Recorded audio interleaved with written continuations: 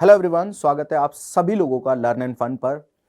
इस लेक्चर में हम लोग काइनेटिक थ्योरी ऑफ गैसेस, जो अपना फिजिक्स की सेकंड बुक का चैप्टर है, इस चैप्टर को एक ही लेक्चर में खत्म करने वाले हैं। पहले बता देता हूं, एक इंपॉर्टेंट चैप्टर है और थर्मोडायनेमिक्स जो है हम इस लेक्चर के या इस चैप्टर के बाद पढ़ेंगे, राइट। थर्मोडायनेमिक्स पढ़ने से पहले basically kinetic theory of gases पढ़ लेना चाहिए। काइनेटिक थ्योरी ऑफ गैसेस की बहुत सारी चीजें हमारी थर्मोडायनेमिक्स में काम आने वाली हैं। एक और छोटी सी बात, इस चैप्टर में यानी कि इस चैप्टर के इस लेक्चर में मैं specific heat capacities, molar specific heat capacities को यहां कवर नहीं करूंगा। पहले हम थर्मोडायनेमिक्स पढ़ेंगे, फिर थर्मोडायनेमिक्स में ही मैं मोलर स्पेसिफिक हीट कैपेसिटीज को कवर कर लूंगा, ठीक है। तो एक ही लेक्चर है और इस पूरे लेक्चर में हमें करना क्या है बेटा, जो काइनेटिक थ्योरी है गैसेस की, उसे समझना है, गैस के बिहेवियर को समझना है कि गैस कैसे बिहेव करती है, ठीक है। तो बेटा स्टार्टिंग कर लेते हैं सबसे पहले बिहेवियर ऑफ गैस के साथ में ही। देखो यार, क्योंकि हमें ये पूरा चैप्टर एक ही लेक्चर में खत्म करना है, तो हम काम की बातों से ही चीजों को स्टार्ट करेंगे, राइट। आप सभी लोगों को पता है कि जो इंटरमोलिकुलर फोर्सेस होते हैं, जो मॉलिक्यूल्स के बीच का फोर्स होता है, वो सॉलिड में सबसे ज्यादा होता है, लिक्विड में थोड़ा कम होता है, गैसेस में सबसे कम होता है, तभी तो वो गैस के मॉलिक्यूल्स फ्रीली मूव कर सकते हैं, ठीक है। हम इस पूरे चैप्टर में जो चर्चा करेंगे, दैट चर्चा will be only on ideal gas. किसके बारे में चर्चा होगी बेटा? हमारी सारी की सारी चर्चा जो होगी वो एक आइडियल गैस के लिए होगी। भाई आइडियल गैस क्या होती है, ठीक है, बता देते हैं। आइडियल गैस होती है जो एक इक्वेशन को फॉलो करती है, और इक्वेशन है PV is equals to nRT। इसे हम कहते हैं आइडियल गैस इक्वेशन। अगर कोई गैस इस इक्वेशन को फॉलो कर रही है, इसका मतलब वो आइडियल गैस है। P क्या है? प्रेशर है गैस का। V क्या है? वॉल्यूम है गैस का। R क्या है? गैस कांस्टेंट है। N क्या है? Number of moles of the gas है। और T क्या है बेटा? टेम्परेचर है, ठीक है। तो आइडियल गैस इक्वेशन जो है बेसिकली प्रेशर, वॉल्यूम और टेम्परेचर को रिलेट करती है, इनके बारे में रिलेशन बताती है, इनका इंटर रिलेशन बताती है एक गैस के लिए, ठीक है। तो मैं लिख देता हूं, where P is pressure of the gas, pressure of gas, ठीक है। V जो है वॉल्यूम है, क्या है बेटा? वॉल्यूम ऑफ गैस है। N है number of moles of gas, gas में कितने नंबर ऑफ मोल्स हैं, ठीक है। T जो है वो टेम्परेचर ऑफ गैस है, कि किस टेम्परेचर पे गैस रखी हुई है, ठीक है। और R जो है वो बेटा गैस कांस्टेंट है, यूनिवर्सल गैस कांस्टेंट इसे कहते हैं हम लोग। और इसकी जो वैल्यू होती है, इसकी जो वैल्यू होती है बेटा SI यूनिट में, वो होती है 8.31, ठीक है, ठीक है ना। क्लियर है? यूनिट आप यहां से निकाल के लिख सकते हो, बिल्कुल लिखेंगे भी, कोई दिक्कत वाली बात नहीं, ठीक है। क्लियर है ना यहां तक की बात सभी लोगों को? कोई दिक्कत तो नहीं यहां तक? ठीक है, क्लियर है। अच्छा, एक इसका जो गैस कांस्टेंट जो है, इसकी यूनिट निकालने का सबसे अच्छा तरीका क्या है?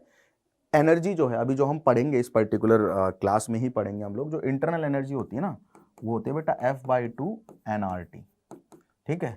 तो ये एनर्जी है, इसका मतलब जूल हो गया, पर मोल पर केल्विन हो गई इसकी यूनिट, ठीक है। तो जूल पर मोल केल्विन हो गई ये यूनिट, ठीक है। कितनी हो गई बेटा? जूल पर मोल केल्विन, ठीक है। क्लियर है सभी लोगों को? क्लियर है यहां तक की बात? जूल पर मोल केल्विन हो गई। अच्छा, अब बेसिकली आइडियल गैस जैसी कोई गैस होती नहीं है, या हाइपोथेटिकल गैस है जिसे हम मान रहे हैं, बस कंसीडर कर रहे हैं, ठीक है। आइडियल गैस जनरली नॉर्मल जो हम गैसेस आपने सराउंडिंग में देखते हैं, या फिर जिन गैसेस के बारे में हम जानते हैं, वो गैसेस लो प्रेशर और हाई टेम्परेचर पे आइडियल गैस जैसा बिहेव करती हैं, यानी कि इस इक्वेशन को फॉलो करने जैसा फील होता है कुछ कुछ गैसेस के लिए जो लो टेम्परेचर पे हैं और लो प्रेशर पे और हाई टेम्परेचर पे हैं, ठीक है। तो आइडियल गैस इक्वेशन के बारे में सबने जान लिया। अब देखो बेटा, any real gas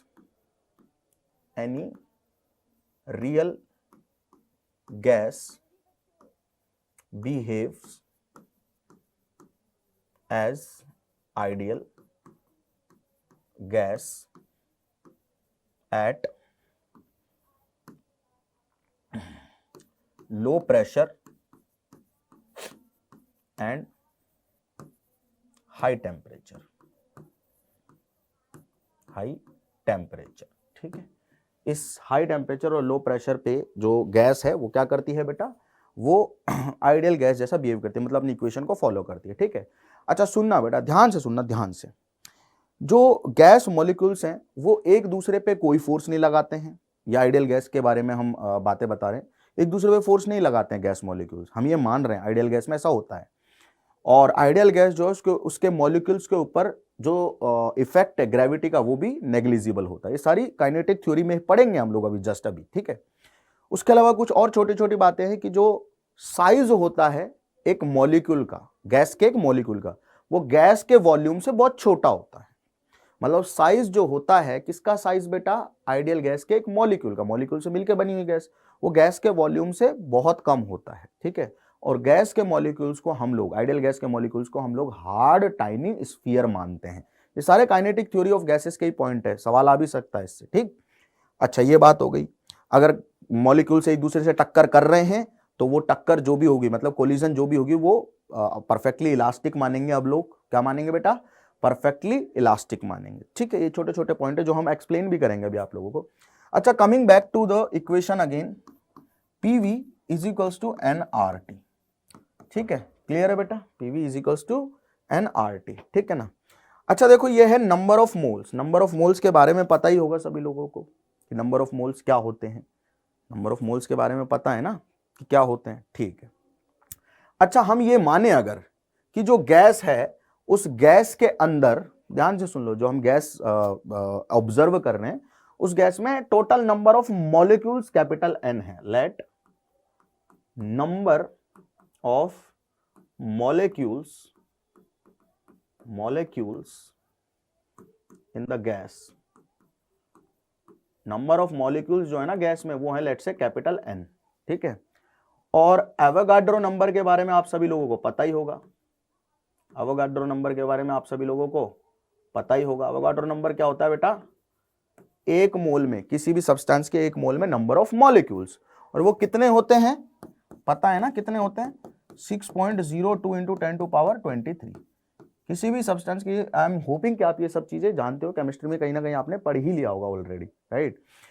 Avogadro number होता है सब्सटेंस के एक मोल में, एक मोल मात्रा में नंबर ऑफ मॉलिक्यूल्स कितने होंगे, वो इतने होंगे। ठीक है, अच्छा अगर मैं एक रिलेशन बनाना चाहूं नंबर ऑफ मोल्स में, टोटल नंबर ऑफ मॉलिक्यूल्स में और एवोगाड्रो नंबर में, तो वो क्या होना चाहिए, सोच के देखो। ये क्या है बेटा, ये है एक मोल में नंबर ऑफ मॉलिक्यूल्स। Na क्या है, एक मोल में नंबर ऑफ मॉलिक्यूल्स। गैस के कितने मोल हैं, n मोल हैं, तो n नंबर ऑफ मोल्स में कितने मॉलिक्यूल हो जाएंगे, n नंबर ऑफ मोल्स में मॉलिक्यूल हो जाएंगे Na। देखो बेटा, Na क्या है, number of molecules in 1 mole. Gas के एक मोल में नंबर ऑफ मॉलिक्यूल्स हैं Na। ठीक है, चलो यहां लिख देता हूं, ऐसे लिख देता हूं। ठीक है, अच्छा एक मोल में, ये किसमें है, एक मोल में। ठीक है, तो n मोल में कितने मॉलिक्यूल होंगे, n मोल में कितने मॉलिक्यूल होंगे, तो नंबर ऑफ मॉलिक्यूल्स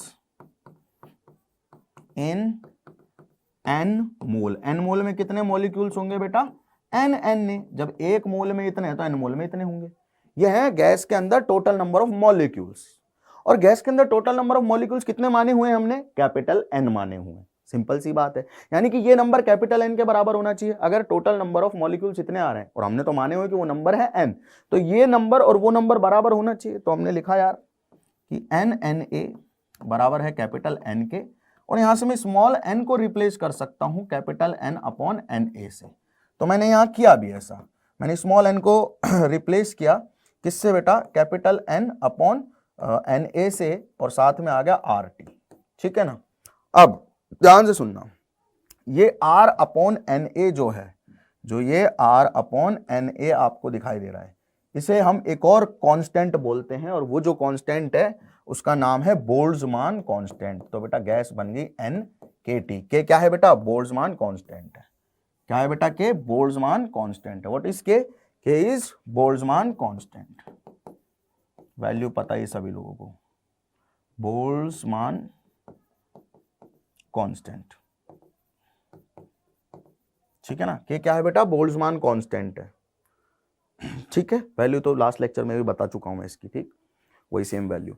अच्छा, तो ध्यान से सुनो बेटा, जो गैस है उसकी इक्वेशन PV = nRT भी है। अगर नंबर ऑफ मोल्स पता है हमें तो ये इक्वेशन को फॉलो करेगी गैस।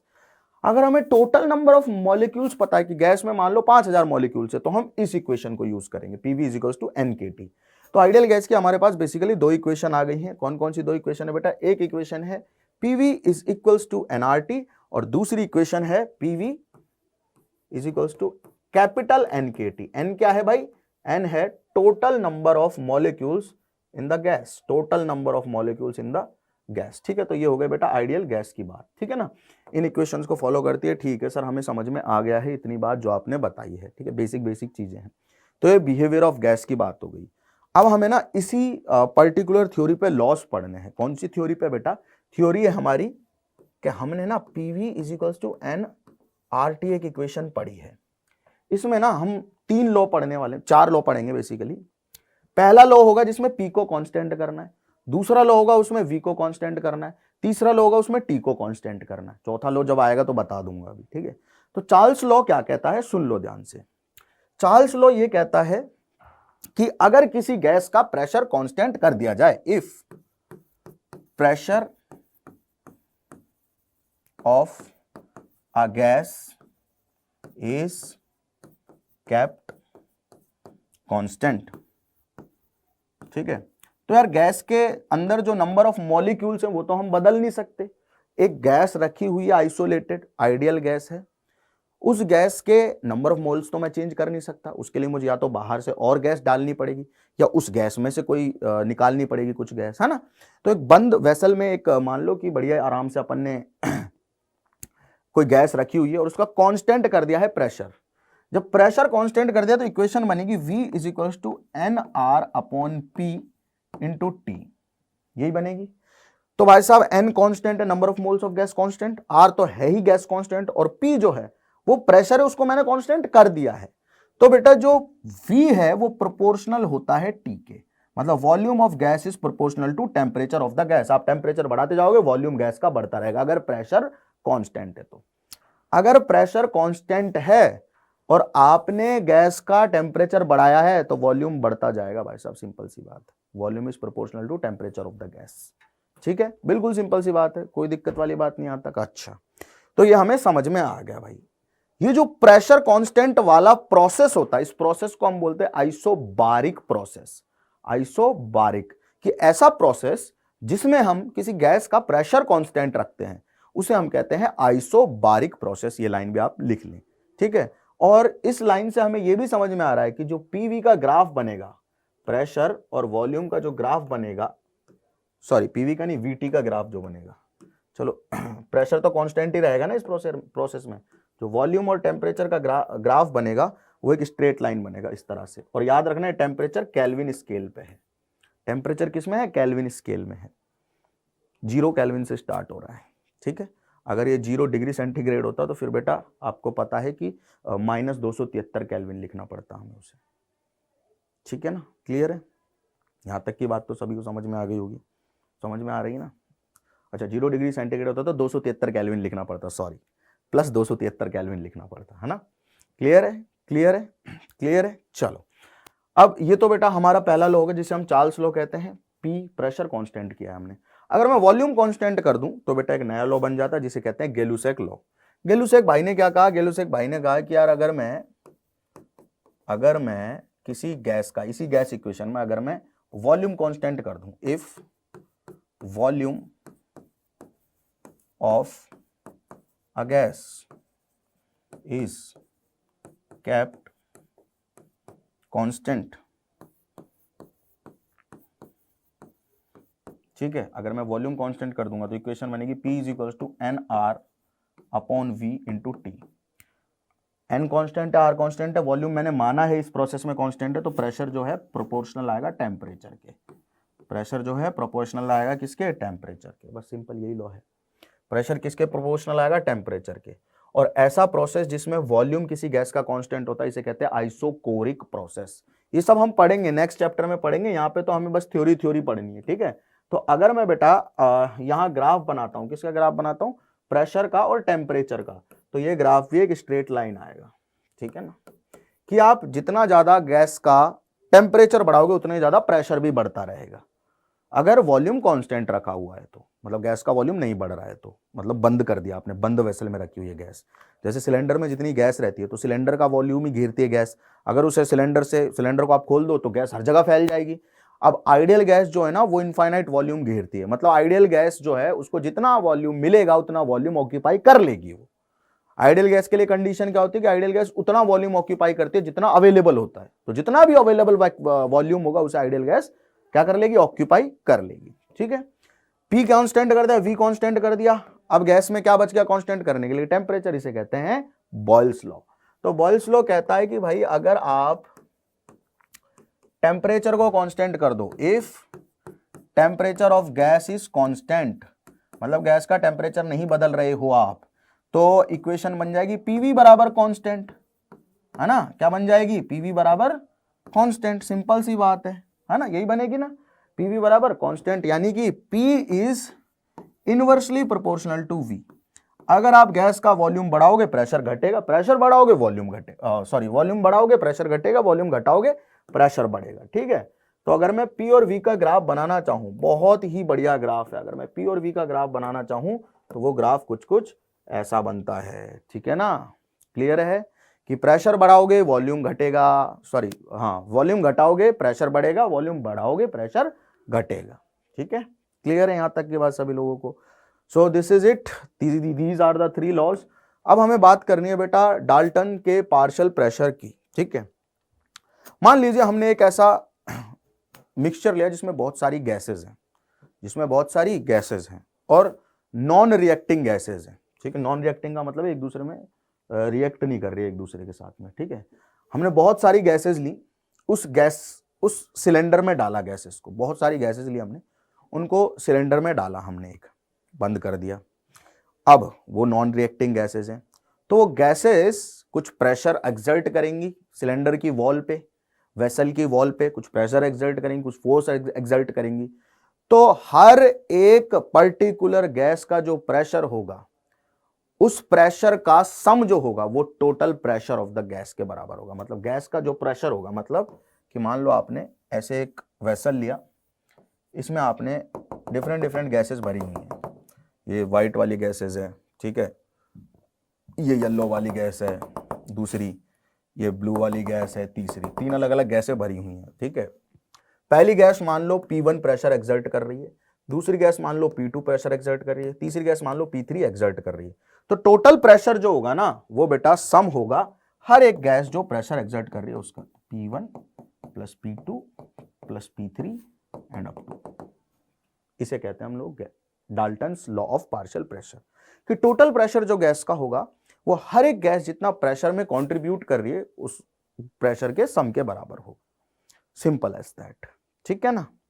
P1 क्या है, let pressure exerted by gas 1, P2 क्या है, let pressure exerted by gas 2, P3 क्या है, प्रेशर एक्सर्टेड बाय गैस 3। तो टोटल प्रेशर कितना होगा, इनके सम के बराबर होगा, सिंपल एज दैट है बेटा, कोई दिक्कत वाली बात ही नहीं है। अब काइनेटिक थ्योरी की बात कर लेते हैं, थोड़ी थ्योरी है तो ये पॉइंट आप सभी लोगों को क्लियर होनी ही चाहिए, और डायरेक्ट पूछी भी जाती है तो आप लोगों को याद भी रखने हैं बेटा ये, क्योंकि पेपर में लिखने को आ सकते हैं।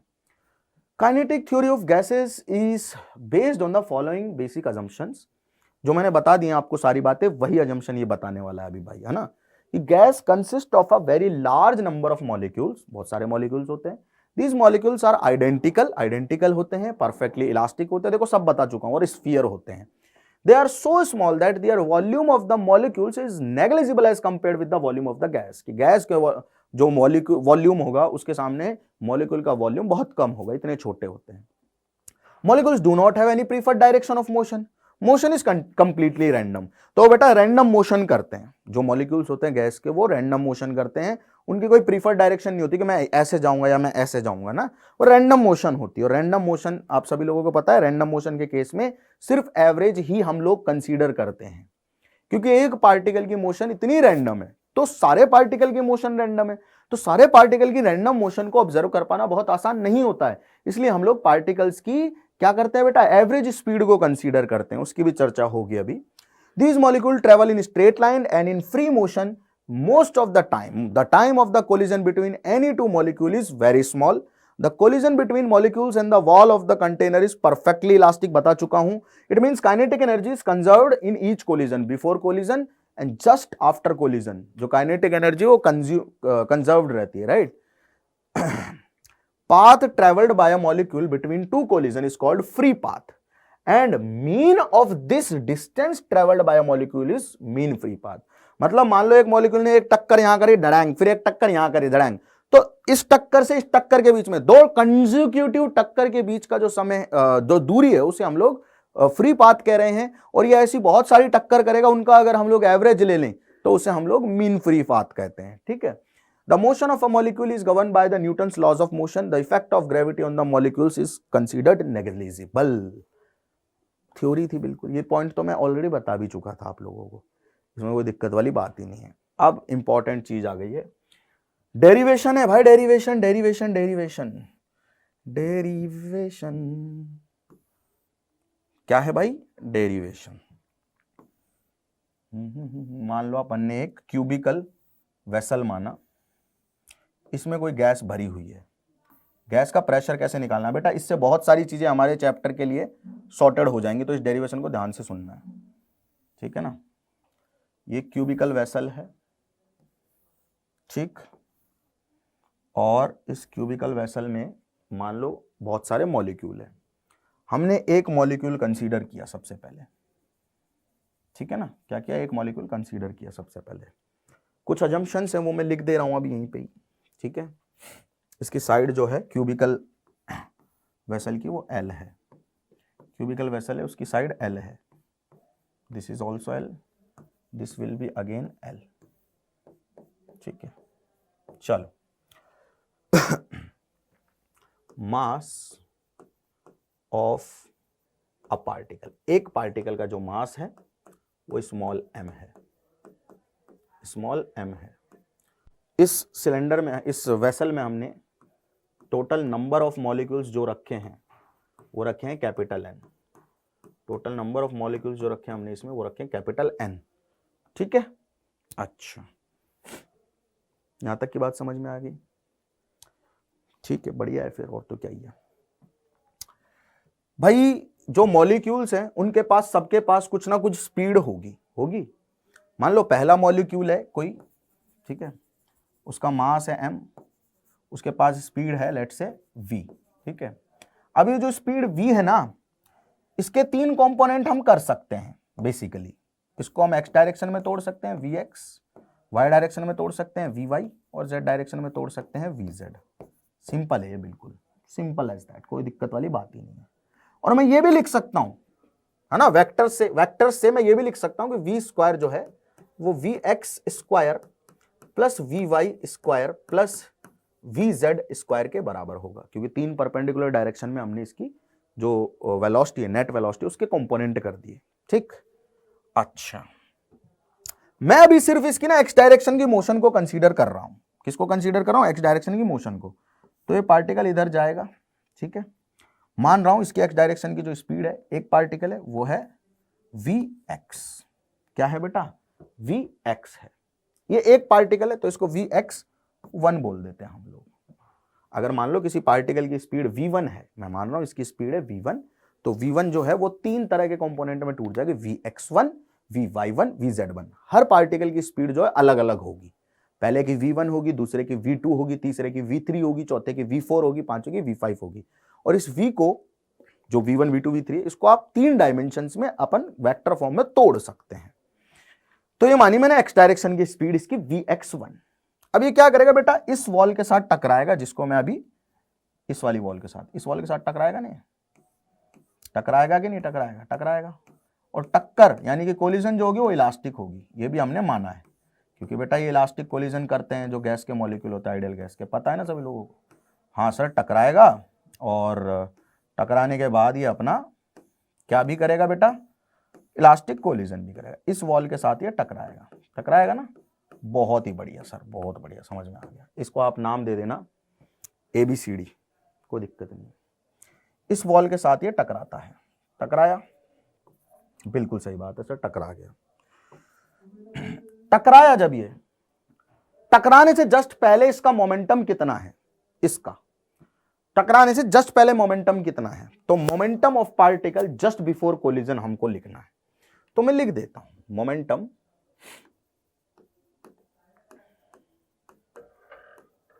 ऑफ पार्टिकल जस्ट बिफोर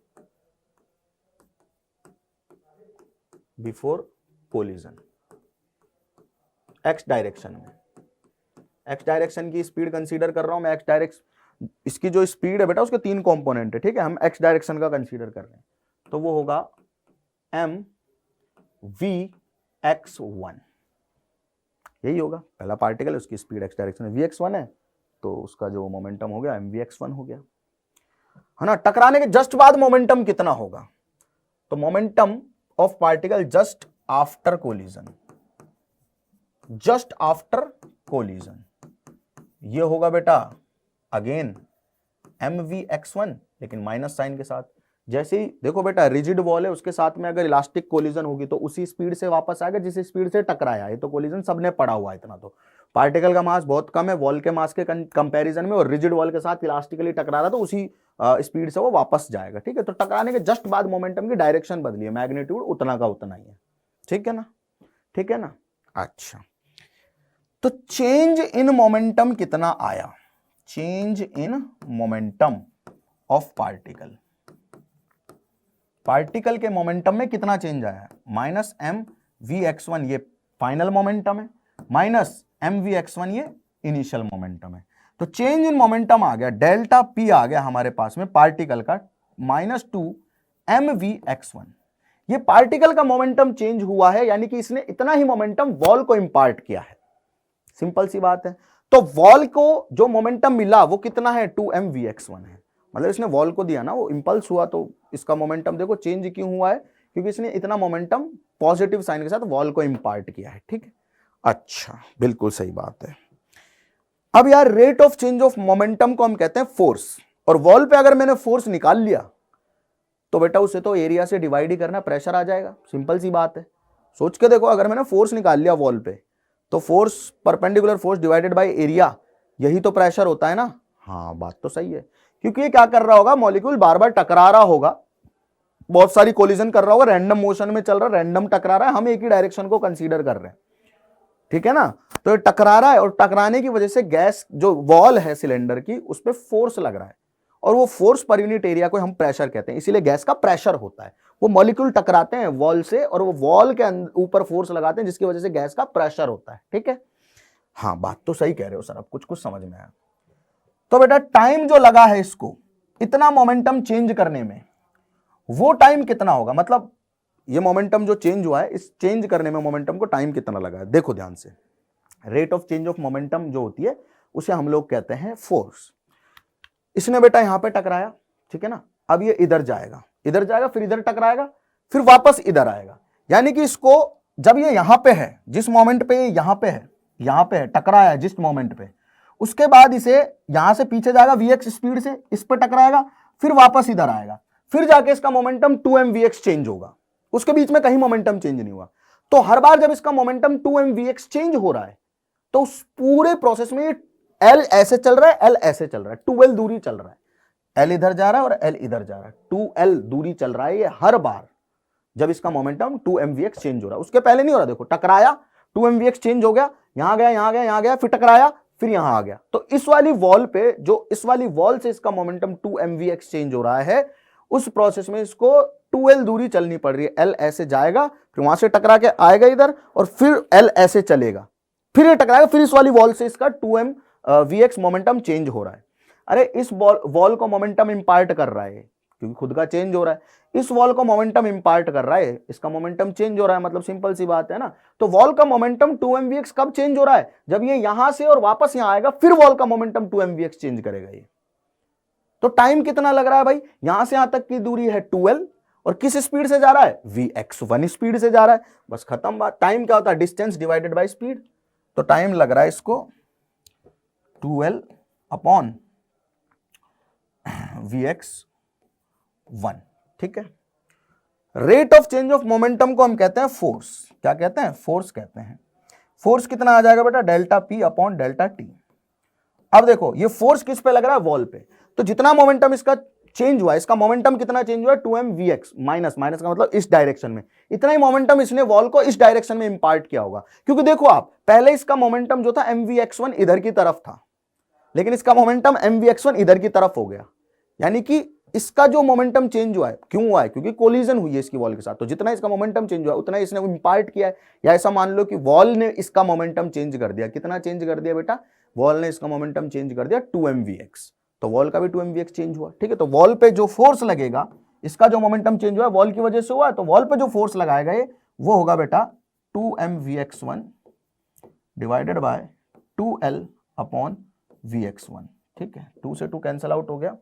तो जो फोर्स आ रहा है हमारे पास में, दिस इंप्लाइज, जो फोर्स हमारे पास में आ रहा है वो आ रहा है बेटा m by l into vx1 का स्क्वायर। यही आ रहा है फोर्स। ठीक है, m by l into vx1 का स्क्वायर। ठीक है, ये आ रहा है ना फोर्स। कितना आ रहा है बेटा? m by l into vx1 का स्क्वायर। ठीक है, तो यहां तक तो सर हमने फोर्स निकाल लिया, हमें कोई समस्या आई नहीं। कितना आया बेटा फोर्स? फोर्स आ रहा है बेटा, फोर्स आ रहा है बेटा m by l into vx1 square. ठीक है, ठीक है ना? क्लियर है यहां तक? अच्छा, अब ये तो एक पार्टिकल का फोर्स है। किसका फोर्स है बेटा? एक पार्टिकल का फोर्स है। ऐसे बहुत सारे पार्टिकल होंगे, है ना, और उनकी सबकी स्पीड अलग अलग है। पहले की v1 है, दूसरे की v2 है, तीसरे की v3 है, चौथे की v4 है, पांचवे की v5 है ना। तो उन सभी के x कंपोनेंट भी अलग अलग होंगे, उन सबके x कंपोनेंट भी अलग अलग होंगे। सिंपल सी बात है ना। तो हमने लिखा यार, हाँ सर बात तो सही कह रहे हो कि जो टोटल फोर्स होगा, ये तो एक पार्टिकल ने जो फोर्स लगाया वो फोर्स है। ये तो जो एक पार्टिकल ने फोर्स लगाया वो फोर्स है। मैं कह रहा हूं टोटल पार्टिकल जो फोर्स लगा रहे होंगे वो होगा m बाई एल। ठीक है ना, m बाई एल और vx1 स्क्वायर। दूसरा पार्टिकल लगाएगा m बाई एल और vx2 स्क्वायर, है ना, एंड सो ऑन, इस तरह से चलता रहेगा। ठीक है, तो इसको मैं लिख सकता हूं m बाई एल और vx1 square plus vx2 square and up to vxn square. हाँ, ऐसे चलता रहेगा। ठीक है, तो ये फोर्स जो आ रहा है ये टोटल सारे पार्टिकल जो मिलके लगा रहे हैं वो फोर्स आ रहा है। ये तो F1 बोल दो इसको, एक पार्टिकल का फोर्स है। ये फोर्स है टोटल पार्टिकल जो मिलके लगा रहे होंगे। सिंपल सी बात है, यहां तक तो समझ में आ रहा होगा सभी लोगों को। अच्छा, मैं एक काम करता हूं, मैं ना बेटा n से इसको डिवाइड कर रहा हूं। कर दूं क्या अभी? हैं, कर दूं क्या अभी? n से डिवाइड कर दूं? करके देख लेते हैं। और n से इसे मल्टीप्लाई कर रहा हूं, फर्क तो नहीं पड़ेगा कुछ, देख लेते हैं पड़ेगा या नहीं पड़ेगा। बेटा पहले पार्टिकल की स्पीड x डायरेक्शन में और उसका स्क्वायर प्लस दूसरे पार्टिकल की स्पीड का स्क्वायर प्लस तीसरे पार्टिकल की स्पीड का square divided by number of particles. Total number of particles कितने? n है। तो ये क्वांटिटी को मैं लिख सकता हूं कि स्क्वायर्स का एवरेज है x डायरेक्शन में। क्या है बेटा? स्क्वायर्स का एवरेज है।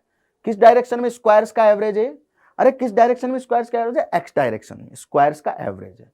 तो बेटा ये जो vx1 square plus vx2 square, है ना, एंड सो ऑन चल रहा है divided by number of particle है, इसको मैं लिख सकता हूं vx स्क्वायर का एवरेज।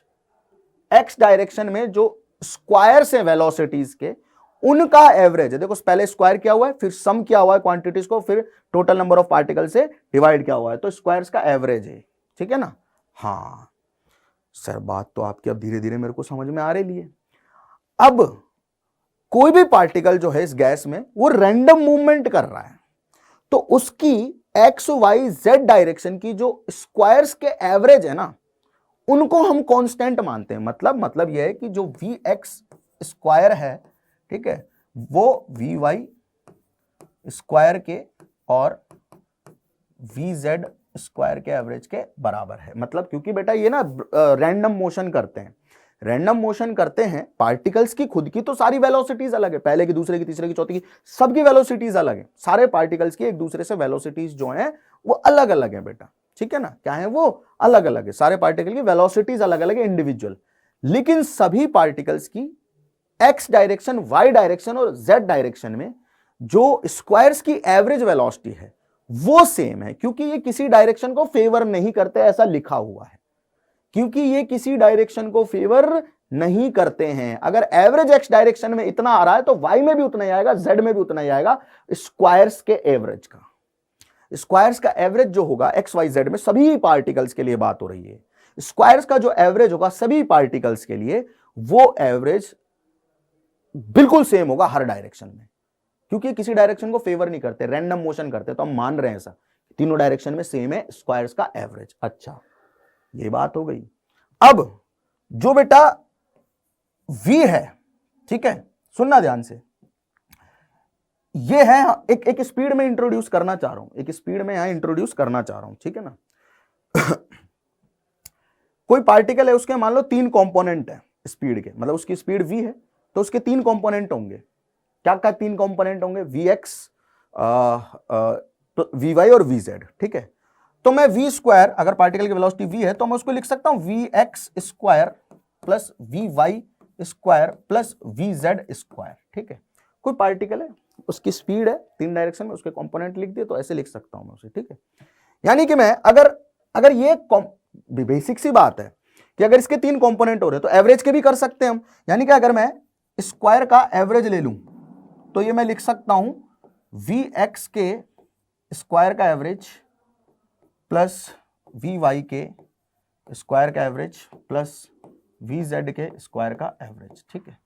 अब देखो ध्यान से, ये तो बराबर है, बराबर है ना, बराबर है, बिल्कुल सिंपल सी बात है।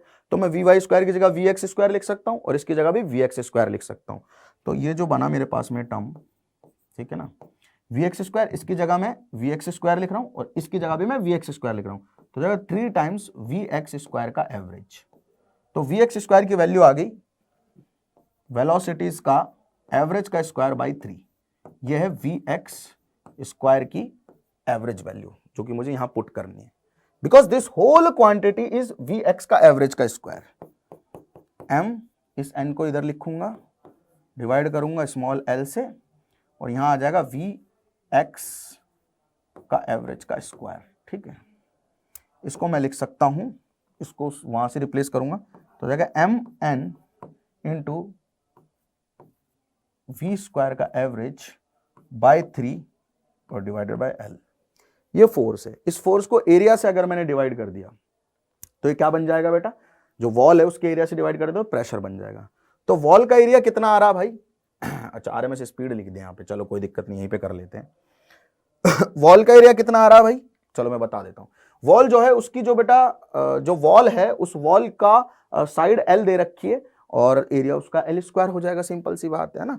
तो वॉल का एरिया हो जाएगा एल स्क्वायर, तो प्रेशर जो आ जाएगा वो आ जाएगा force divided by L square, और इसमें एल का भाग दूंगा तो ये बन जाएगा small m n upon L cube, क्योंकि एल स्क्वायर का भाग दिया तो एल क्यूब बन गया, और ये आ गया v स्क्वायर का एवरेज डिवाइडेड बाय 3, ठीक है ना, ये आ गया।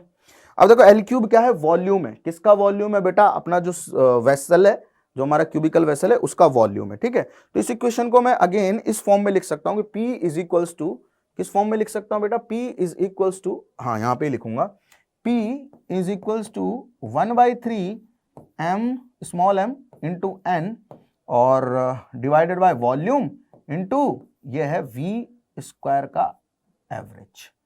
क्या है? v स्क्वायर का एवरेज, ठीक है, ठीक है ना। ये क्या है बेटा?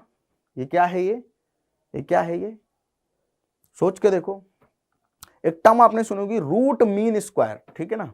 तो ये मीन स्क्वायर वैल्यू है, स्क्वायर्स का मीन लिया हुआ है ना, तो मीन स्क्वायर वैल्यू है। क्या है बेटा? ये मीन स्क्वायर वैल्यू है।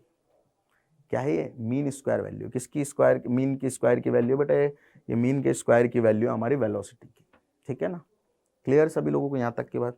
तो प्रेशर का ये फंक्शन आ गया, जहां पे जो v है वो वॉल्यूम है, m एक पार्टिकल का मास है, n total mass of the particle है, और जो v स्क्वायर है ये क्या है? ये मीन स्क्वायर स्पीड है, ये मीन स्क्वायर स्पीड है, ठीक है ना। अच्छा, अगर मैं इसको एक, ये देखो, ये जो स्मॉल m है ये एक पार्टिकल का मास है और ये टोटल नंबर ऑफ पार्टिकल्स है, यानी कि टोटल गैस का मास हो गया, ये टोटल गैस का मास हो गया। तो मैं इसको लिख देता हूँ थोड़ी देर के लिए इस तरह से, ध्यान से देखना। इसको मैं लिखता हूँ इस तरह से कि P इज इक्वल्स टू 1/3, ये मास है गैस का, मास ऑफ गैस mg लिखा हुआ है, divided by volume of gas into V square का average. Mass of gas upon volume of gas, mass upon volume क्या होता है, डेंसिटी ऑफ द गैस। तो ये बन जाएगा हमारे पास में equation P is equals to 1/3 rho V square का एवरेज। बस खत्म, डिफरेंट डिफरेंट फॉर्म है, एक ये है एक ये है, ठीक है। इसी चीज को मैं आगे लेके जाऊंगा, ठीक है ना, और उसी को हम आरएमएस स्पीड कहते हैं। क्या कहते हैं बेटा, आरएमएस स्पीड कहते हैं। इसी को आगे लेके जाऊंगा फॉर्मूला को। तो फॉर्मूला जब आगे पहुंचेगा तो आरएमएस का फॉर्मूला बनेगा बेटा, और आरएमएस का फॉर्मूला जो बनेगा आरएमएस, तो आर में बेटा पहले लिख देता हूं आरएमएस, इसका मतलब क्या है, root mean square. Root mean square मतलब क्या है, मतलब ये है कि उल्टा चलना है हमें, कि कोई भी क्वांटिटी उसका आरएमएस निकालना है तो पहले हमें स्क्वायर करना पड़ेगा, फिर एवरेज लेना पड़ेगा, मीन लेना पड़ेगा, फिर अंडर रूट लेना पड़ेगा, ठीक है ना। क्या करना पड़ेगा हमें बेटा, हमें पहले स्क्वायर करना पड़ेगा, फिर मीन लेना पड़ेगा और फिर रूट लेना पड़ेगा, ठीक है। अभी जो हमने ये फॉर्मूला पढ़ा है P is equals to 1/3 small m capital N upon V और V स्क्वायर का एवरेज, ठीक है। इसमें हमने क्या किया था, सबसे पहले हमने वेलोसिटीज का स्क्वायर किया है और उसके बाद इसका एवरेज लिया है। तो हम स्क्वायर और एवरेज तो ले चुके हैं, अगर मैं इसका रूट भी कर दूं तो ये जो टर्म आएगी वो वीआरएमएस बन जाएगी। मतलब मैं ये कह रहा हूं कि देखो हमने पहले वेलोसिटीज का स्क्वायर किया, फिर उसका क्या किया बेटा, स्क्वायर्स का, फिर उसके बाद हमने स्क्वायर्स का एवरेज ले लिया, ठीक है। अगर मैं इसका रूट ले लूं तो ये क्या बन जाएगा, वीआरएमएस बन जाएगा, ठीक है ना, वीआरएमएस बन जाएगा। अगर मैं दोनों तरफ स्क्वायर कर दूं अगेन तो भैया ये जो टर्म लिख रखी है ना मैंने, ये वीआरएमएस स्क्वायर बन जाएगी, रूट मीन स्क्वायर का स्क्वायर बन जाएगी, ठीक है ना। तो P की जो वैल्यू है ये बन जाएगी अपने पास में 1/3 small m capital N upon V into VRMS square. इसकी वैल्यू निकालनी है भाई, तो इसकी वैल्यू आ जाएगी VRMS will be equals to under root, ध्यान से सुनना रे, 3PV अपॉन स्मॉल mn। ये बन जाएगी, यही बन जाएगी ना, यही बन जाएगी। क्लियर, समझ में आ गई सभी लोगों को? अच्छा, तो बात तो समझ में आई है। अब आइडियल गैस इक्वेशन पता है मुझे, we know that PV is equals to nRT और PV is equals to capital NKT। दोनों फॉर्मूले पता है, पता है या नहीं पता है? अरे पता है या नहीं पता है? पता तो होगा ना, ठीक है ना। PV is equals to nRT भी होता है, NKT भी होता है, ये तो हमें पता ही है बहुत बढ़िया तरीके से। नहीं पता है क्या? पता ही है ना। इसको यहां से भी चेंज कर सकते हो आप, कोई बड़ी बात नहीं है। ये एक मॉलिक्यूल का मास है, इसको भी आप चेंज कर सकते हो, डिपेंड करता है आप किस फॉर्मेट में देखना चाहते हो, ठीक है ना। ठीक है, अगर आप नंबर ऑफ मोल्स के फॉर्मेट में देखना चाहते हो तो अलग फॉर्मूला बनेगा, और टोटल नंबर ऑफ मॉलिक्यूल्स के फॉर्मेट में देखना चाहते हो तो अलग फॉर्मूला बनेगा, ठीक है। तो ये हमारे पास में इक्वेशन आ गई, ठीक है जी सर, यहाँ से हमें थोड़ा थोड़ा समझ में आ रहा है कहानी क्या है, ठीक। 3PV अपॉन दिस, ठीक है। तो 3PV की जगह मैं nRT लिख सकता हूँ, लिख सकता हूँ नहीं लिख सकता हूँ? बिल्कुल लिख सकता हूँ। और इस मास को भी मैं चेंज कर सकती हूँ। यहाँ क्या है बेटा, टोटल गैस का मास है। क्या है बेटा, ये टोटल गैस का मास है। चाहे आप यहीं पे कर लो उसको, मतलब मेरे को कोई दिक्कत नहीं है, आप चाहो यहीं पे चेंज कर लो, मुझे उसमें कोई दिक्कत ही नहीं। चाहे वहां से वैल्यू पुट करो, चाहे यहाँ पे चेंज कर लो। देखो ये है टोटल गैस का मास। अच्छा, 3 टाइम्स PV, इसको मैं इधर ले आया, is equals to small m n VRMS square लिख दिया हमने, ठीक है। मुझे इसकी वैल्यू निकालनी है। अच्छा, ये क्या है, टोटल नंबर ऑफ मॉलिक्यूल्स है ये। अच्छा, यही है ना, टोटल नंबर ऑफ मॉलिक्यूल्स है। और ये क्या है, एक मॉलिक्यूल का मास है, और इन दोनों का मल्टीप्लिकेशन क्या बन रहा है, एक मॉलिक्यूल का mass multiplied by total number of molecules, ये बन गया पूरी गैस का मास। क्या बन गया, ये पूरी गैस का मास। अब देखो, हमें पता है कि नंबर ऑफ मोल्स जो होते हैं ना, वो होता है मास अपॉन मॉलिक्यूलर मास। तो mass of gas divided by molecular mass जो है, ये मॉलिक्यूलर वेट है,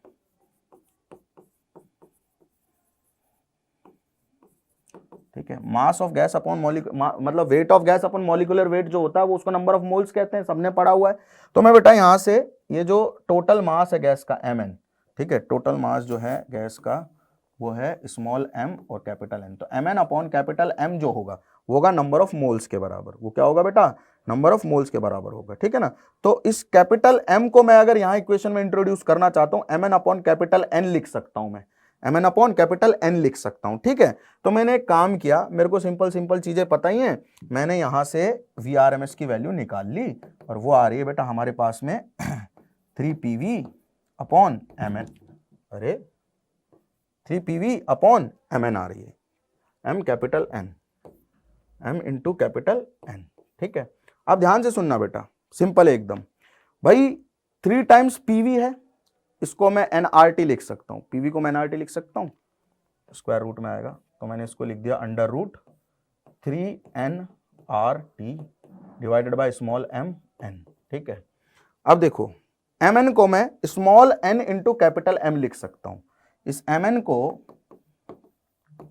मैं small n into capital M लिख सकता हूं, ठीक है, number of moles into molecular mass, ठीक है। तो मैंने लिखा भी 3NRT divided by small into capital M, ठीक है ना। एन से एन कैंसल आउट हो गया, तो root 3RT by capital M आ गया, VRMS की वैल्यू क्या आ गई, root 3RT upon capital M, जिसमें कैपिटल M क्या है, मॉलिक्यूलर वेट है, याद रखना गैस का मॉलिक्यूलर वेट है, मॉलिक्यूलर वेट, मॉलिक्यूलर वेट, ठीक है, गैस का मॉलिक्यूलर वेट लिखा हुआ है मैंने यहाँ पे, कैपिटल M क्या है, मॉलिक्यूलर वेट है, ठीक है। अच्छा RT की जगह सॉरी NRT की जगह मैं NKT भी लिख सकता हूँ, NKT भी लिख सकता हूँ ना, अरे लिख सकता हूँ, या R की जगह ही लिख सकता हूँ, अरे R की जगह क्या लिख सकता हूं भाई, R अपॉन NA क्या होता था, K होता था, हमने बताया था आपको पहली स्लाइड में, R अपॉन NA क्या है, K होता था, कैपिटल K होता था, तो R अपॉन NA बराबर K है, तो R इक्वल्स टू KT लिख सकता हूं, तो R की जगह मैं डायरेक्ट KT लिख सकता हूं, ठीक है ना। क्लियर है ना सभी लोगों को, क्लियर है बेटा, कोई दिक्कत नहीं है, कोई समस्या नहीं यहाँ तक, ठीक है। तो ये अपना फॉर्मूला आ गया under root 3RT by M RMS speed का, किसका फॉर्मूला बेटा, under root 3RT by M RMS speed का फॉर्मूला, इसको KT की फॉर्म में भी लिख सकते हो, NKT बाय स्मॉल m आ जाएगा, NKT बाय स्मॉल m आ जाएगा, और कुछ नहीं, ठीक है ना। देखो यार इसको आप रिप्लेस कर सकते हो यहाँ से स्मॉल m को, अगर मैं बताऊं आप लोगों को कि जो स्मॉल m है ये है एक मॉलिक्यूल का मास, ठीक है, बात समझ में आ गई, ठीक है सर। मुझे यहाँ पे अच्छा कैपिटल N तो ऑलरेडी है यहाँ पे, ठीक है ना, कैपिटल N तो यहाँ पे ही, मुझे इसको नंबर ऑफ मोल्स में कन्वर्ट करना है, तो मैं अगेन इसकी जगह इस पूरी टर्म की जगह मैं स्मॉल n इंटू एम लिख सकता हूँ, और फिर मैं इस कैपिटल M को भी कन्वर्ट कर सकता हूँ, ठीक है ना। ये मॉलिक्यूलर मास है, मॉलिक्यूलर वेट है गैस का, ठीक है। इसको नंबर ऑफ मोल्स की जगह एवोगाड्रो टर्म्स में भी लिख सकता हूँ, ठीक है।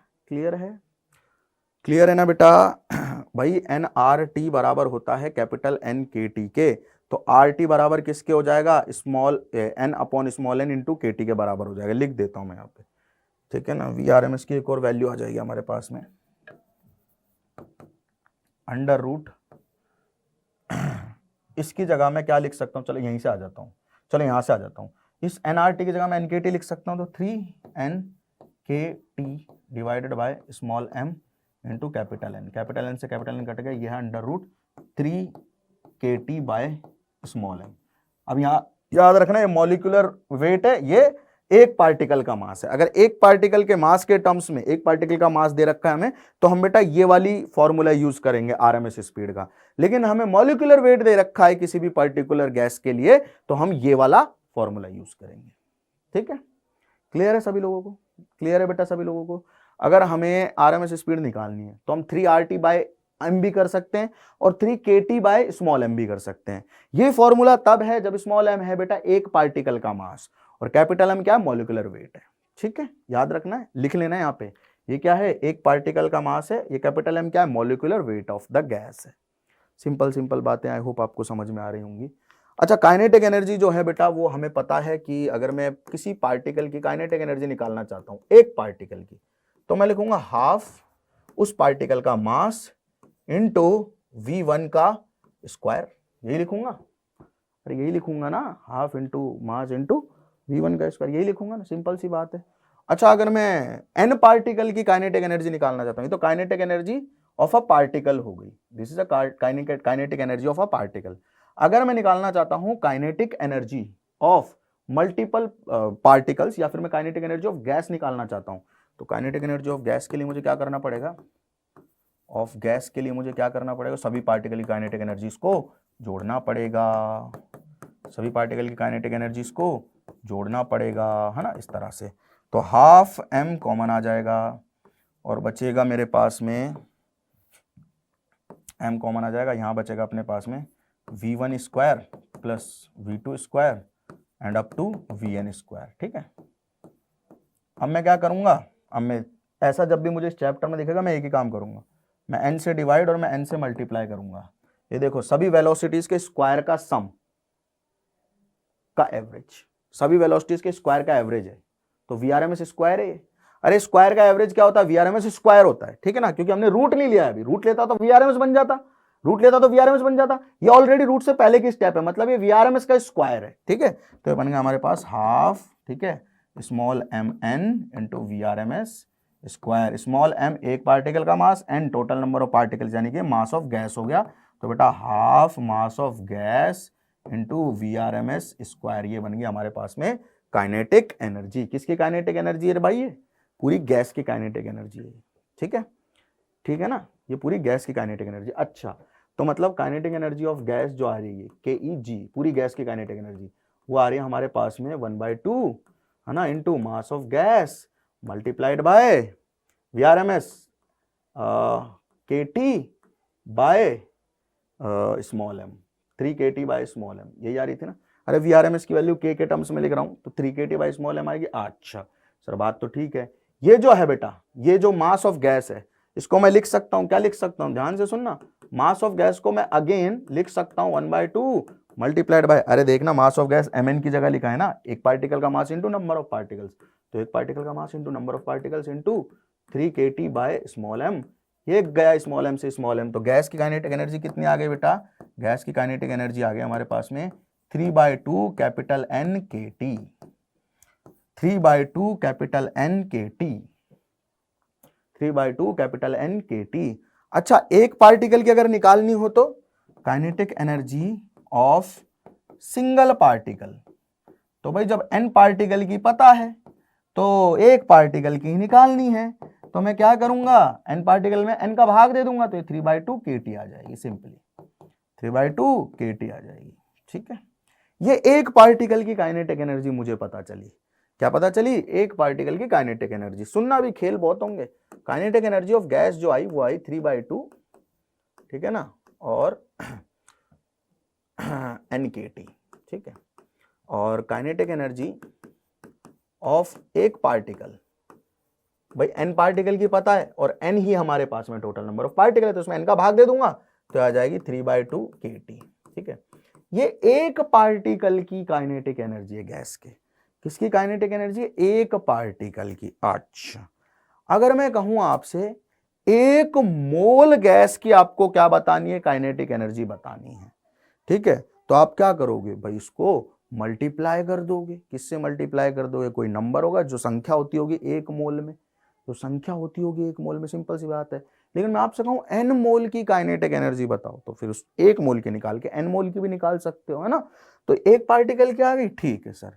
अब देखो एक पार्टिकल की काइनेटिक एनर्जी, एक मोल में कितने पार्टिकल, एवोगाड्रो नंबर के बराबर, नंबर ऑफ पार्टिकल्स इन 1 मोल, वो होते हैं Na के बराबर। ठीक है, क्लियर है ना, इतने पार्टिकल हैं, इतने किसमें, एक मोल में, तो एक पार्टिकल की पता है, तो इतने पार्टिकल की काइनेटिक एनर्जी कितनी, यानी कि kinetic energy of 1 mole gas की कितनी हो जाएगी, एक की इतनी है पार्टिकल की, और एक मोल में इतने पार्टिकल हैं, तो मतलब इतने पार्टिकल की काइनेटिक एनर्जी निकाल लूंगा तो एक मोल की काइनेटिक एनर्जी आ जाएगी, है ना।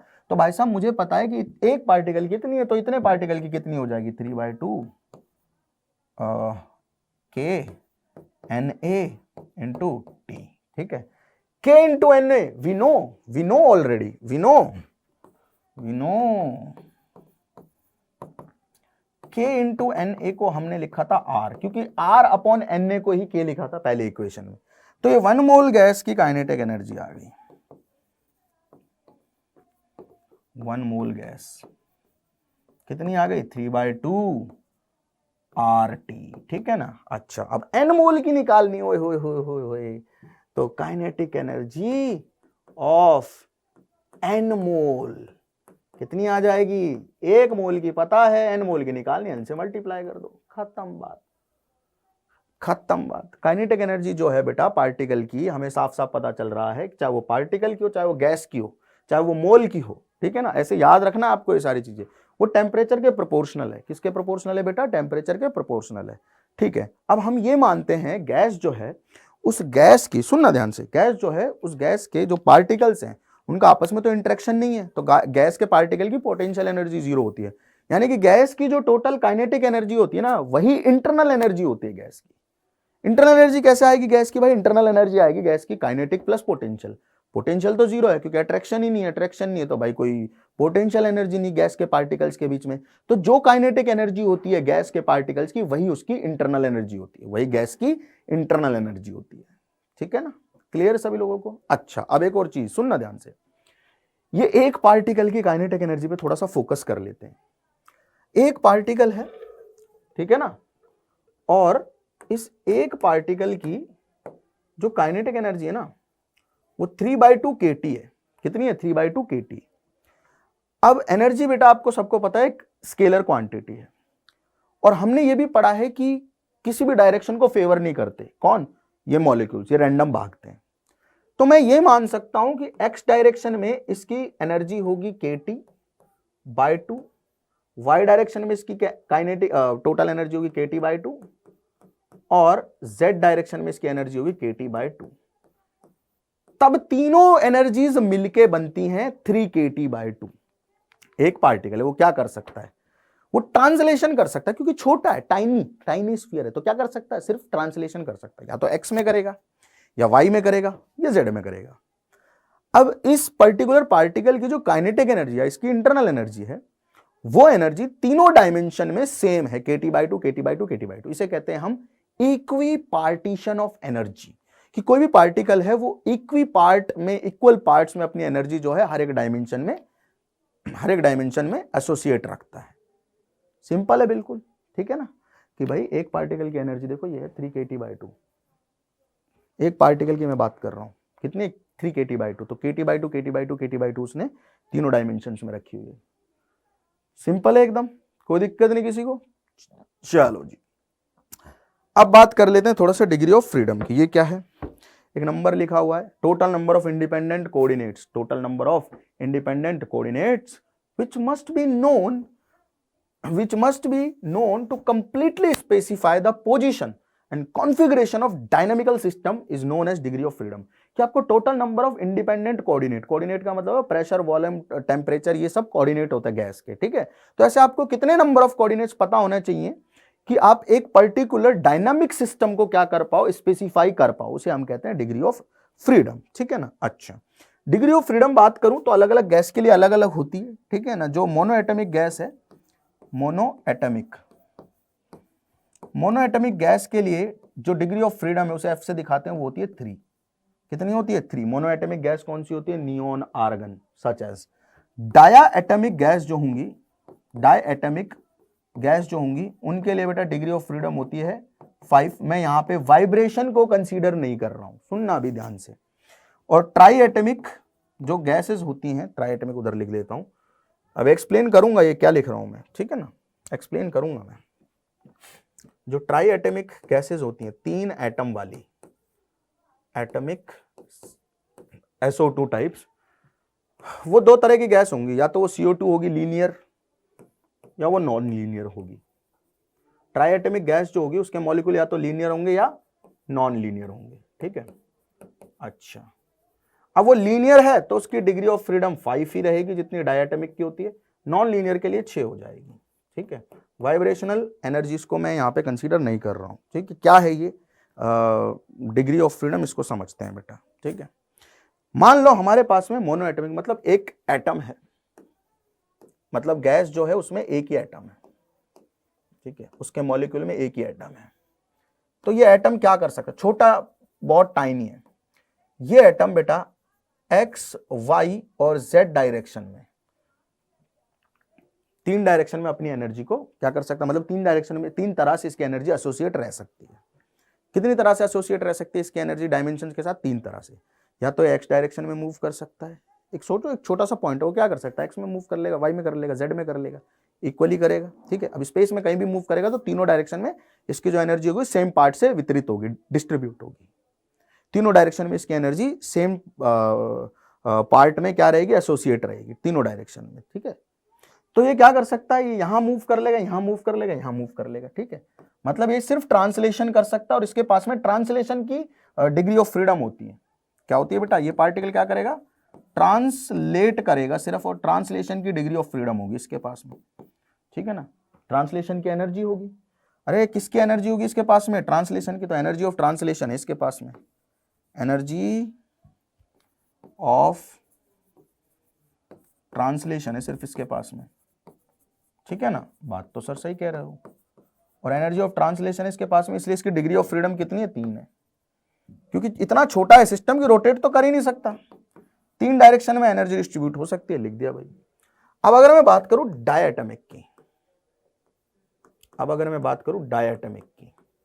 तो डायटोमिक में बेटा ऐसा होगा कि एक मॉलिक्यूल यहां है और एक मॉलिक्यूल यहां होगा, ठीक है।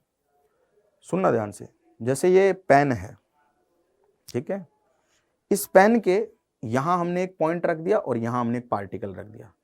अब ये एक्स डायरेक्शन में मूव कर सकते हैं, ठीक है, विदाउट चेंजिंग देयर डिस्टेंस, वाई में कर सकते हैं, जेड में कर सकते हैं। तो 3 तो तरह से इनका ट्रांसलेशन हो सकता है इस सिस्टम का। तो इसके पास में 3 तरह से इसका क्या हो सकता है, ट्रांसलेशन हो सकता है। इसको भी मैं बना ही देता हूं ढंग से, ठीक है ना।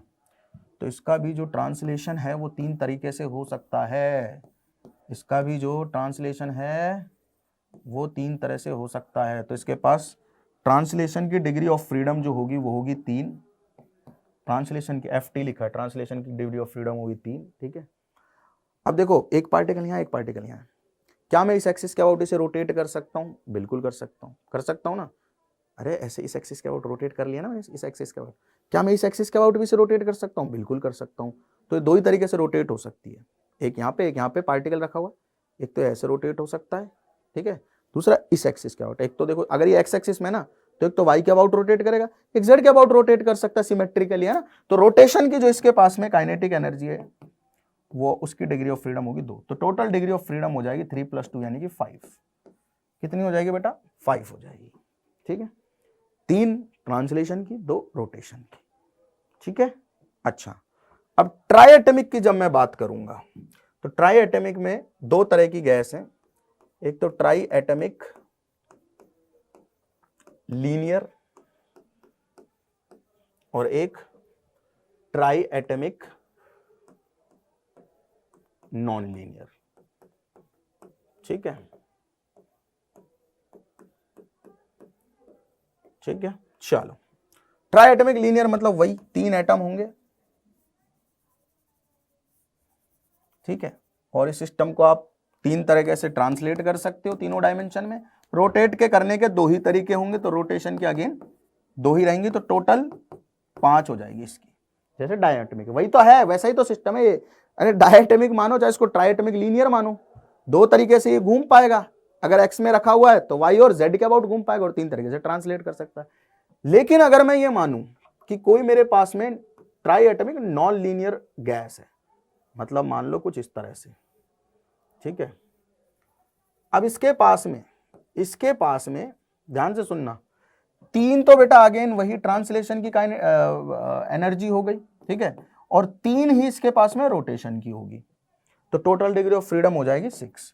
3 की होगी रोटेशन की। देखो, इमेजिन करके देखो, एक ट्राइंगल इमेजिन करो ऐसे, ठीक है। इसको मैं इस एक्सिस के अबाउट घुमा सकता हूँ, मेरा हाथ है जैसे ये, ठीक है। इस प्लेन में कोई ट्राइंगल इमेजिन कर लो, तो एक तो मैं इसको ऐसे घुमा सकता हूँ, ऐसे देखो ऐसे, एक मैं इसको ऐसे भी घुमा सकता हूँ ना। अरे देखो, एक तो ऐसे घुमा लिया मैंने वाई के अबाउट, ठीक है। अगर मुझे जेड के अबाउट घुमाना मैं ऐसे घुमा सकता हूँ, और मुझे एक्स के अबाउट घुमाना तो मैं ऐसे घुमा सकता हूँ ना। तो 3 इसके पास रोटेशन की एनर्जी आ गई, ठीक है। तो टोटल डिग्री ऑफ फ्रीडम कितनी हो गई, 6 हो गई। टोटल डिग्री ऑफ फ्रीडम कितनी हो गई, 6।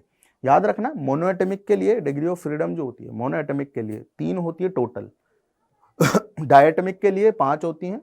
मैं वाइब्रेशनल की बात नहीं कर रहा हूँ, क्योंकि हम जिन टेम्परेचर्स पे बात करेंगे वो वाइब्रेशन को एक्सक्लूड करके करेंगे। तो वाइब्रेशंस की जो वाइब्रेशन के कारण भी 2 आती हैं, ठीक है, बट हम उनकी बात नहीं कर रहे हैं, ठीक है, हम उनकी बात नहीं कर रहे हैं, ठीक है ना। सिलेबस में भी शायद नहीं है। हाँ, तो ट्राइएटमिक लीनियर जो है उसके कारण 5, जैसे जस्ट लाइक डायटोमिक, और ट्राइएटमिक नॉन लीनियर के कारण 6, ठीक है, ठीक है, ठीक है। अच्छा, अब किसी भी गैस की जो इंटरनल एनर्जी है, किसी भी गैस की जो इंटरनल एनर्जी है उसको हम कैसे लिख रहे हैं, उसको हम लिखेंगे भाई kinetic energy of the gas plus potential energy of the gas. कोई गैस है उसके n नंबर ऑफ मोल्स है, small n number of moles, potential तो जीरो होगी, तो कोई भी गैस है उसकी इंटरनल एनर्जी वो काइनेटिक एनर्जी के बराबर होगी। ठीक है, तो internal energy of a gas is equals to total kinetic energy of the gas. ठीक है, और काइनेटिक एनर्जी n मोल की कितनी थी बेटा, सुनना ध्यान से, वो थी एक 3/2 nRT। ठीक है, लेकिन ये सिर्फ और सिर्फ ट्रांसलेशन की है, सिर्फ और सिर्फ किसकी है, ट्रांसलेशन की है। तो अगर मुझे इंटरनल एनर्जी लिखनी है किसी भी गैस की, internal energy of small n moles of a gas, ठीक है, वो आएगी बेटा अपने पास में F/2 small nRT, where F is degree of freedom, क्योंकि एनर्जी बेटा रोटेशन के कारण भी रख सकते हैं कोई भी मॉलिक्यूल्स। यहां हम जो बात कर रहे थे ना, ये सारी की सारी कहानी चल रही थी मोनो एटमिक गैस के लिए, सारी की सारी कहानी किसके लिए चल रही थी, मोनो एटमिक गैस के लिए। भाई 3/2 nRT होती है सर, आपने अभी भी बढ़ाया काइनेटिक एनर्जी, तो हाँ होती है, लेकिन मोनो एटमिक गैस के लिए, उसके लिए F ऑलरेडी यहाँ पे 3 रखा हुआ है, बाकी सब nRT/2 एज इट इज रहेगा, बस आपको F इंट्रोड्यूस करना है। अगर गैस डायएटमिक है तो उसकी एनर्जी हो जाएगी 5/2 nRT, अगर वो ट्राइएटमिक नॉन लीनियर है तो हो जाएगी 6/2 nRT। ठीक है ना, अलग अलग टर्म्स एसोसिएट रहती हैं, आप सभी लोगों को पता ही है, सिंपल बातें हैं, राइट। क्लियर बेटा, यहां तक की बात सभी लोगों को, इसमें कोई दिक्कत तो नहीं किसी भी बच्चे को, ठीक है ना। अब हमें थोड़ी सी चर्चा करनी है मीन फ्री पाथ की। मीन फ्री पाथ क्या होता है बेटा, दो कंसेक्यूटिव टक्कर के बीच का समय होता है, ठीक है ना। अब हमारे जो पार्टिकल्स हैं, जितने भी मॉलिक्यूल्स हैं, वो सारे के सारे सेम साइज के, सेम शेप के हैं, स्फीयर हैं और d डायमीटर के हमने मान लिए। अब फिर मैंने एक सिलेंडर अज्यूम किया, सिलेंडर कहां से अज्यूम किया, जैसे मैंने मान लो पहले मैंने एक ये अपना स्फीयर माना, ठीक है, ठीक है, इसका डायमीटर है d, कितना डायमीटर है, d डायमीटर इसका, ठीक है। अब ये जो है ऐसे भी d है डायमीटर, ठीक है, ये स्फीयर जो है मान लो ऐसे मूव कर रहा है, ठीक है। अब यहां से d डायमीटर का मैंने एक और स्फीयर माना, यहां से सेंटर से, ठीक है ना, यहां से d डायमीटर का एक और मैंने सिलेंडर मान लिया, ये दूरी भी है d, ठीक है, क्लियर, d रेडियस का, सॉरी कितनी रेडियस का, d रेडियस का, तो डायमीटर 2d हो जाएगा, ठीक है ना, ऐसा ही ना, हाँ ठीक है। एक का डायमीटर d है, एक का रेडियस d है, सिलेंडर जो है उसका रेडियस d है, सिलेंडर जो है उसका रेडियस d है, ठीक है, इसका डायमीटर d है, डोंट वरी, इसका बेटा डायमीटर d है और इसका डायमीटर d है, और सेंटर से मैंने d रेडियस का एक सिलेंडर मान लिया। अब देखो, क्योंकि दूसरे सिलेंडर्स जो हैं, दूसरे जो स्फीयर्स हैं, उनका भी रेडियस d ही है, उनका भी डायमीटर सॉरी d ही है, क्योंकि सारे के सारे जो हैं वो क्या है बेटा, सारे के सारे वो आइडेंटिकल है, सिंपल सी बात है, हमें पता है। यानी कि मुझे एक चीज पता है कि सेंटर से d इधर और d इधर, अगर मैं दो लाइन खींच दूं, ठीक है, कोई भी दो लाइन खींच दूं, तो इसके बीच में कोई भी अगर स्फीयर आ गया तो वो इससे टच जरूर करेगा, क्योंकि d अपनी क्या है बेटा, d अपनी क्या है, d अपनी क्या है, डायमीटर है, तो दूसरे जो स्फीयर है उनका भी तो डायमीटर d होगा, जैसे यहाँ इस डायग्राम में दिखाया गया है, ठीक है ना, ठीक है ना, ठीक है ना। मतलब इसके अंदर वाले ही जो स्फीयर से उनको ये टच करेगा, इसके बाहर वालों को नहीं कर पाएगा, इसके बाहर वालों को नहीं कर पाएगा, क्योंकि बेटा देखो ये दूरी है d/2 और ये पूरी की पूरी दूरी है d, तो इसमें d/2 ही अंदर आ पाएगा इसका, बाकी तो बाहर रहेगा, तो इसके बाहर वालों को ये टच नहीं करेगा, इसके अंदर वालों को कर लेगा। इस दूरी में जो भी स्फीयर्स आ गए उनको ये टच करेगा, उनसे कोलाइड करेगा, और उन दो कोलिजन के बीच का हमें क्या करना है बेटा, समय निकालना है। क्या करना है बेटा, समय निकालना है। तो डेल्टा टी टाइम में कितना वॉल्यूम इस सिलेंडर का ऑक्यूपाई कर लेगा, डेल्टा टी टाइम में सिलेंडर का कितना वॉल्यूम ऑक्यूपाई कर लेगा, ये कितना सिलेंडर का वॉल्यूम ले जाएगा, मतलब क्योंकि टक्कर तो इसी सिलेंडर के अंदर करनी है इसको, बाकी सारे जो भी स्फीयर्स हैं उन सभी स्फीयर्स के साथ में, तो बेटा πd², ठीक है ना, multiplied by v delta T, क्योंकि v इसकी स्पीड है, डेल्टा टी टाइम में कितना वॉल्यूम ले जाएगा भाई, क्रॉस सेक्शन सिलेंडर का रेडियस d है तो πd² मल्टीप्लाइड बाय लेंथ, तो टी टाइम में, डेल्टा टी टाइम में कितनी लेंथ आ जाएगा, डेल्टा टी लेंथ आ जाएगा। ठीक है ना, ठीक है ना, क्लियर, इतना वॉल्यूम ले जाएगा। ठीक है, इतना वॉल्यूम में स्वैप कर लेगा। अब मान लेते हैं n नंबर ऑफ पार्टिकल्स हैं पर यूनिट वॉल्यूम में, let number of particles per unit volume जो है वो है स्मॉल n। यहां थोड़ा मोल से कंफ्यूज मत होना, ये अलग पार्ट है एक तरीके से। ठीक है ना, चैप्टर का number of particles per unit volume कितने, स्मॉल n है। ठीक है, तो भाई इतने वॉल्यूम में अगर n नंबर ऑफ पार्टिकल है, ठीक है, per unit volume n number of particle, तो इतने वॉल्यूम में कितने पार्टिकल होंगे, इतने वॉल्यूम में टोटल पार्टिकल्स हो जाएंगे n into pi D square into we delta T. ये हो जाएंगे क्या, ये हो जाएंगे क्या? ठीक है ना, इतने पार्टिकल हो गए, मतलब इतने टक्कर होंगी। नंबर ऑफ पार्टिकल्स जो कोलाइड कर रहे होंगे डेल्टा टी टाइम में अपने वाले पार्टिकल से, वो यही होंगे, क्योंकि नंबर ऑफ पार्टिकल्स उनसे टक्कर करेगा। उस सिलेंडर के अंदर जो पार्टिकल है उनसे तो टक्कर होनी है, तो बेटा इनसे टक्कर करेगा, सिंपल सी बात है। हाँ सर, बात तो सही कह रहे हो। तो इतने नंबर ऑफ कोलिजन्स हो रही हैं, इतने नंबर ऑफ कोलिजन्स हो रही हैं, इतने पार्टिकल हैं, इतने नंबर ऑफ कोलिजन्स हो रही हैं, इतने नंबर ऑफ कोलिजन्स हो रही हैं, तो नंबर ऑफ कोलिजन्स हो गई, हो गई ना, हो गई ना, हो गई ना। अच्छा, अब नंबर ऑफ कोलिजन में अगर मैं डेल्टा टी को इधर ले आऊं तो वो रेट ऑफ कोलिजन बन जाएगा, रेट ऑफ कोलिजन बन जाएगा, किस रेट से कोलिजन हो रही है। ठीक है ना, अच्छा, बात तो सही कह रहे हो। तो रेट ऑफ कोलिजन जो है, रेट ऑफ कोलिजन हमारे पास में आ जाएगा बेटा, कोलिजन जो हो रही है उसको डिवाइड कर दिया हमने डेल्टा टी से, तो आ जाएगा n pi D square into V, n pi D square into V. ठीक है सर, बात तो यहां तक जम रही है हमें थोड़ी थोड़ी। ठीक, अब अगर मैं ये जानना चाहता हूं कि एक टक्कर में टाइम कितना लगा, भाई मैं कह रहा हूं इतनी मतलब पर सेकंड में, एक सेकंड में इतनी कोलिजन हो रही है। मैं क्या कह रहा हूं, एक सेकंड में, रेट ऑफ कोलिजन का मतलब है एक सेकंड में जो कोलिजन हो रही है वो ये है। अरे एक सेकंड में नंबर ऑफ साइकिल्स जो होती हैं, एक सेकंड में नंबर ऑफ साइकिल्स होती है उनको फ्रीक्वेंसी बोलते हैं। तो this is that kind of thing. ठीक है, एक सेकंड में नंबर ऑफ साइकिल क्या बोलते हैं, फ्रीक्वेंसी। फ्रीक्वेंसी का उल्टा क्या होता है, टाइम पीरियड। तो यहां पे हम क्या कर रहे हैं, यहां पे हमने पता है कि भाई जो जिस रेट से कोलिजन हो रही है, number of collision per unit time जो हो रही है, पर यूनिट सेकंड वो हो रही है इतनी। ठीक है, तो मैं ये निकालना चाहता हूं दो कंसेक्यूटिव टक्कर के बीच का समय, तो क्या हो जाएगा 1 upon this rate of collision, 1 upon rate of collision. तो भाई टाइम जो लग रहा है, ठीक है, बिटवीन टू कोलिजन, एवरेज की बात कर रहा हूं,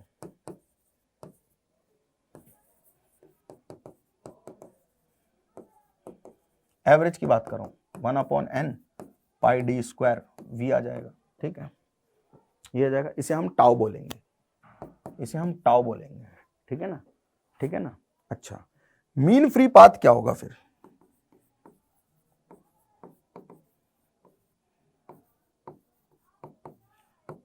मीन फ्री पाथ है दो टक्करों के बीच की दूरी, दो टक्करों के बीच का समय मिल गया हमें, दो टक्करों के बीच का समय मिल गया हमें, और दो टक्करों के बीच का अगर समय मिल गया, दो टक्करों के बीच का समय मिल गया तो स्पीड से मल्टीप्लाई करते ही दूरी मिल जाएगी। स्पीड इनटू टाइम क्या होता है, डिस्टेंस होती है। तो भैया v multiplied by 1 upon n pi D square V, ये कैंसिल आउट हो गया, तो 1 upon n pi D square, ये आ गया अपने पास में मीन फ्री पाथ।